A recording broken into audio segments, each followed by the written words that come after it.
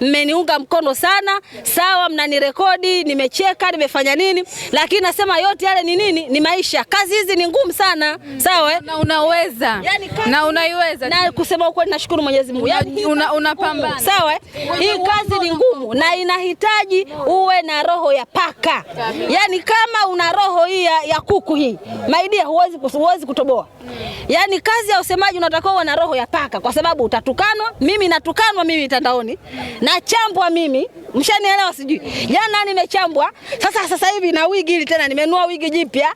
Bado sasa mnataka ninunue wigi la Maria Kelly. Baada ya Masanza kusema mnataka ninunue wigi gani? Maana mmeniambia badilisha wigi, nimebadilisha wigi. Sasa hivi tena watu wanasema hilo wigi baya. Sasa maskini ya Mungu.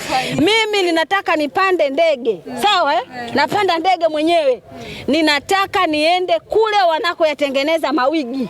Nitaenda kununua wigi manne. Kwa sababu tuna bonus ya mheshimiwa mkuu wa mkoa nafasi ya 5. Kuna milioni 50 pale. Kwenye zile milioni 50 mimi na milioni 2. Unaelewa? Ili na milioni hizo na milioni 2. Bado nina hela ya asali. Nachanganya milioni 2 na hela ya asali, napanda ndege, nafuata mawigi. Ili msimu ujao, nani? Masanza ana hela wapi? Yeye mwenyewe analialia kwa mheshimiwa pale. Hana hela. Yani mimi sina napolia. Mimi napambana mwenyewe mwanamke wa haja. Napambana mwenyewe. Ukiona na 10,000 ni ya kwangu. Sijapewa na mtu. Kwa Masanza husiki kabisa. Masanza anahusikaje? Hela hana, yule anamtegemea mheshimiwa. Na anafunga bajeti kesho kutwa. Sasa sijui maisha yatakuwaje.